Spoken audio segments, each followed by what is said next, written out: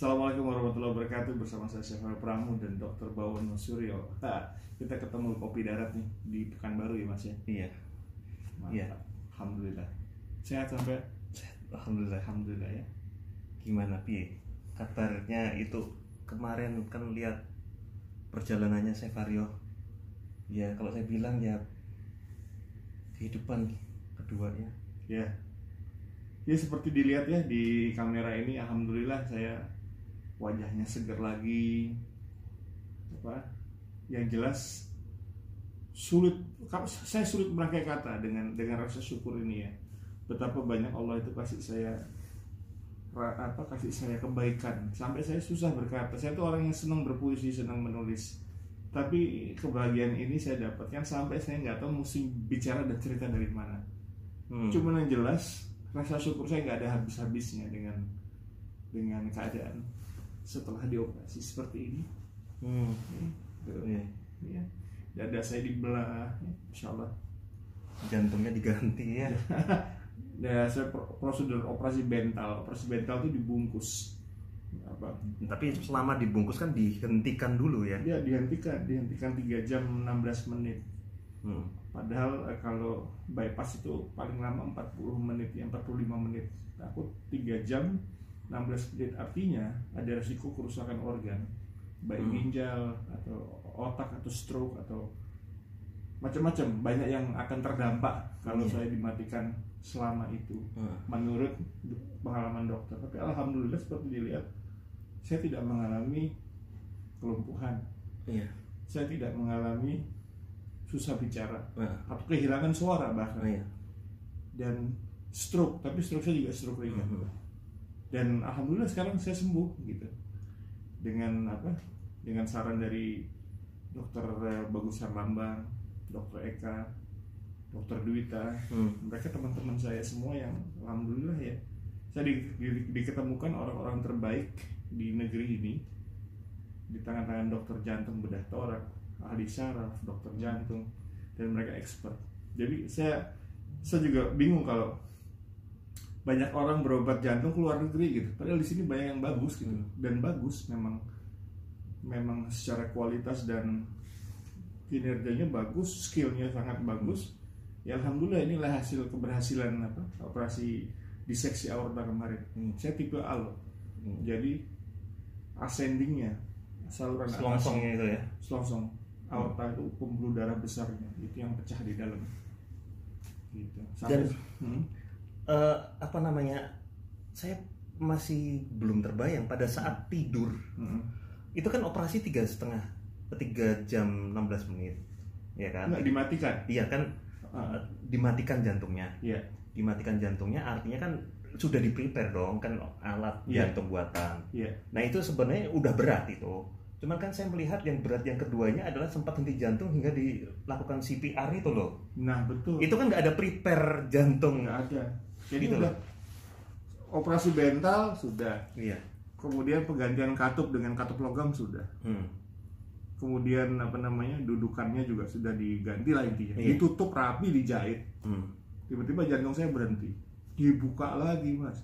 Dan dibuka lagi situasional, artinya dan bukan di ruang bedah. Ruang bedah, bukan. di bed rawatan. Di bed rawatan gitu loh. Sampai saya dengar cerita dari istri saya begitu. Terus ya kerusuknya dipatahkan dan jantungnya diremas gitu. Katanya begitu, untuk biar memicu lagi terus sempat dokter mengatakan kayaknya Sevario nggak bisa melanjutkan hidup gitu, nangis semuanya. Artinya itu sudah kode bahwa ya sudah, ini tidak akan berhasil. Tapi setelah melewati masa kritis dan ditutup, 3 hari kemudian saya bangun duduk di tempat tidur. Saya tanya, mana bojo saya, Sherly Mirana Dawsatu Ali, jelas gitu. Saya duduk dan saya lapar.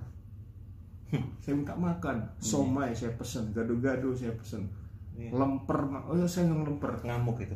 Makan gitu. Sampai dokter dari jauh tuh bisik-bisik, kata istri saya, ngumpul, semua dokter ngumpul, bingung, kok ada pasien sehebat ini hasilnya, secepat ini gitu. Padahal Sudah operasi bental, sudah ditutup, dibuka lagi, ditutup lagi, dan hampir mati kan. Ya katakan hampir gagal gitu katanya. Tapi kok dalam 3 hari kok dia bisa bangun dan lapar, dia makan banyak, terus jelas ngomongnya. Nah, dokter sampai entah berasumsi atau bercanda, barangkali gara-gara diremes itu kali gitu ya. Terus semua saluran yang tersumbatnya kebuka, katanya begitu. Tapi sambil ketawa gitu. Sebetulnya seorang dokter kan harusnya berdasarkan diagnosa ya, tapi dia bisa bercanda gitu. Karena sudah nggak ada lagi penjelasan kan gitu. Akhirnya saya jadi sangat terkenal dia di Rumah Sakit Harapan kita, jadi terkenal. Pasien nama Haryo Purbogiri ini pasien yang hidup lagi gitu, katakan begitu lah. Oh, kamu yang ini yang jadi pembicara internal para dokter, bahwa kasus saya ini kasus yang berat tapi bisa survive. Kalau dari sisi pemikiran saya, ya Allah masih pakai Saverio, saya nggak tahu ini untuk apa rencana Allah yang apa namanya dibebankan untuk Saverio. Ya, tapi hikmah yang lain saya lihat cukup banyak. Ya, yang tadi Saverio sampaikan bahwa ya ini jalan dari Allah juga untuk mengangkat sistem konsep kedokteran di Indonesia, khususnya kedokteran jantung. Kalau saya bilang itu juga Saverio dipakai Allah untuk mengembalikan lagi nama baik kedokteran Indonesia ini tidak kalah dengan di dunia gitu loh. Nggak kalah, hanya coba masa ini kok marketing aja kok. Tapi SDM-nya luar biasa, Mas. Kalau saya bilang nggak usah jauh-jauh. Nah, ini duta kedokteran Indonesia kalau saya bilang Saverio ini. Bahwa kita ya nggak kalah gitu loh.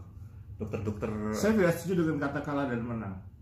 Itu sebenarnya hanya hanya packaging aja. Jadi bagaimana meyakinkan masyarakat tentang kemampuan SDM dokter Indonesia gitu ya. Dan saya sudah mengalami, terus terang saya sempat underestimate ketika pertama kali masuk Rumah Sakit Harapan kita itu begitu banyaknya pasien dan Mas bukan 10, 20, ratusan Mas. Begitu saya masuk perawatan, di situ kelihatan manajemennya bagus. Ini kelas internasional. Kita tidak bicara fisik tampilan karena kesibukan dan lain-lain, mungkin ada beberapa bangunan yang tidak terurus atau jalan berlubang-lubang, tapi bukan itu. Manajemen rumah sakit ini bagus. Saya dan tetangga saya sesama pasien dan pasien sebelah sana di treatmentnya sangat personal. Artinya kasus jantung ini berbeda-beda, tidak disamakan semua. Saya diawasi secara personal, sebelah sana diawasi secara personal. Saya di seksi aorta di sana, penyumbatan bypass di sebelah sana, pasang ring, beda-beda. Dan saya merasakan saya ditreat secara spesial. Bayangkan Mas, itu pacingnya pasien cepat sekali, berganti-ganti. Tapi saya bisa merasakan ada personal service di sini, di mana dokter visit, kemudian dilihat catatan-catatan medikalnya setiap hari, sampai urin saya itu diukur gitu, berapa cc yang keluar, intake-nya berapa banyak, outtake-nya juga berapa banyak. Jadi ya kesimpulannya bahwa dunia kedokteran Indonesia sudah bagus, tidak kalah. Cuman ya yang Saverio alami tadi itu, sebelumnya Saverio mengambil langkah untuk operasi, kan Saverio melibatkan Allah. Iya, saya istiqoroh setiap malam. Itu maksud saya. Jadi artinya oke, kedokteran Indonesia bagus, tapi tolong untuk siapapun sebelum melangkah ke operasi melibatkan Allah, karena kadang timing pun sangat penting, kan gitu. Ya kan? Kayak Saverio kan operasi diatur sama Allah pada hari Jumat loh. Padahal Saverio kan sebenarnya jadwalnya hari apa? Kamis. Nah, harus mundur 1 hari. Siapa yang memundurkan itu? Allah. Kenapa kok dimundurkan sama Allah? Karena Saverio melibatkan kan? Melibatkan banget. Setahun saya melibatkan. Setiap malam saya surat istiqoroh, minta diberikan kecondongan. Kalau operasi ini baik buatku, maka mudahkanlah hatiku dan keberanianku dekat dengan tauhidmu. Kalau tidak, ya sudah, jauhkan aku dari prosedur operasi ini. Karena siapa Mas yang berani dadanya ini dada dibelah loh. Jantung itu kan pusatnya kehidupan, pusatnya alam semesta tubuh kan di situ. Makanya berarti selesai aku. Iya, waktu itu kita sempat ya ketemu ya sebelum Cefario operasi gitu kan. Berapa bulan sebelumnya kan kita sempat jumpa. Terus pada saat hari sebelum operasi saya baca di postingan Cefario perjalanan menuju cahaya. Dan di situ Cefario menampilkan ayat Allah di situ. Iya. Saya terinspirasi sama kamu, Mas, tentang kita punya Allah itu. Iya. Jadi saya thanks banget ya Allah mempertemukan kita untuk saling mengingatkan. Jadi tidak ada pertemuan dan perpisahan atau perjumpaan ini, setiap manusia ini tidak ada yang kebetulan. Saya percaya betul itu. Saya percaya betul dengan tidak ada yang kebetulan, bahwa hidup itu sudah diatur. Kalau baik ya akan berbuah baik, kalau buruk ya akan berbuah buruk. Hukum tabur tuai. Apa yang kita tabur itu yang kita tuai. Tabur tuai itu bahasa lainnya hukum karma. Ya itu sama sebenarnya, karma baik karma jelek. Ya kan? Itu dalam Quran pun kan ada ayatnya, kalau nggak salah, in asantum li anfusikum, kan gitu. Jika kamu berbuat baik, kamu akan mendapat kebaikan. Wa in asantum falaha, kan gitu. Kalau jelek ya dapat jelek ya, gitu. Tabur tuai ya. Iya. Al jazaul ihsani ila ihsan. Kalau kamu berbuat ihsan, kamu dapat yang ihsan juga. Sebenarnya apa namanya? Itu istilah-istilah, cuman banyak karena istilah itu kita jadi saling saling terpecah gitu. Ya, pointing. Saling menunjuk. Saya lebih benar dari kamu lebih. Hukum karma bukan dari Islam loh. Hukum karma itu Hindu, Buddha, bukan seperti itu. Hukum karma itu konsep dari Allah. Kita balik ke Al-Quran aja, bahwa Al-Quran itu memang ditujukan rahmatan lil alamin, untuk alam semesta. Iya. Dan apa alam semesta itu? Beserta isinya. Semua bangsa, semua ras, semua umat manusia. Ya ayyuhalladzina amanu, bagimu orang-orang yang beriman. Orang beriman kan tidak. Tapi kan sekarang di ini yang kita ngomongnya bukan kayak orang-orang beriman, tapi kita seiman apa enggak, kan gitu. Padahal dalam Quran kan orang-orang beriman, bukan seiman, beda iman kan enggak ada. Iya, luas lah. Islam itu luas. Kan? Islam itu sebuah agama, sebuah sistem sosial yang damai, sangat damai gitu. Beriman dan tidak beriman, bukan seiman dan beda iman, kan begitu. Iya. Terminologinya kan beda. Iya. Saya banyak menemukan perilaku Islam ketika di Eropa, di Amerika, di Kanada, yang notabene belum tentu dia beragama Islam, tapi hidup Islam itu saya sudah banyak sekali. Islam adalah sistem hidup, sistem bukan KTP agama kan gitu ya. Bukan gitu. Saya ngelihat filantropi orang-orang Yahudi Belanda yang masalah duit tidak jadi masalah lagi, tapi dia memang hidupnya filantropi. Mereka mengadopsi apa, Mas? Mengadopsi anak-anak imbesil, anak-anak yang gini, anak-anak yang berkekurangan malah justru. Iya, yang letal begitu ya, gen letal itu mereka adopsi. Saya tanya, kenapa kalian mengadopsi anak-anak letal begini? Kalau bukan kita siapa? Jawabannya itu. Artinya kan dia yang bukan memilih yang baik, malah justru yang jelek yang dia rawat. Iya. Iya kan?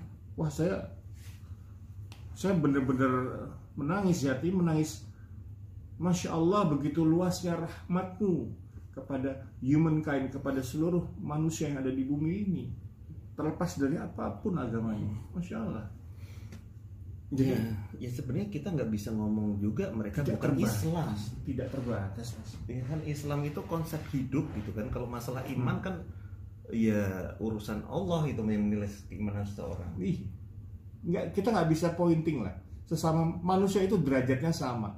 Mau dia ustadz, mau dia dokter, mau dia juru masak, mau dia tukang arit padi, mau dia tukang sampah atau apa segala macam. Kita sama gitu. Dan tahu nggak guru sabar saya siapa? Ya.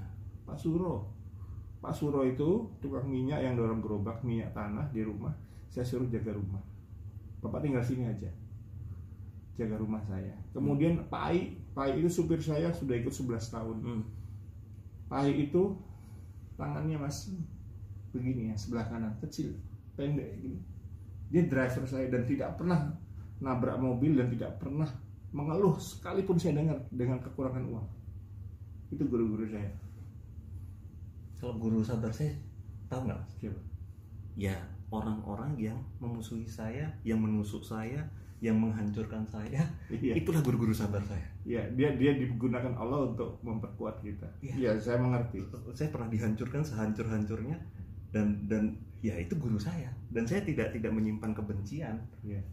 Gitu karena iya. Ya saya bisa lebih mengenal Allah gitu.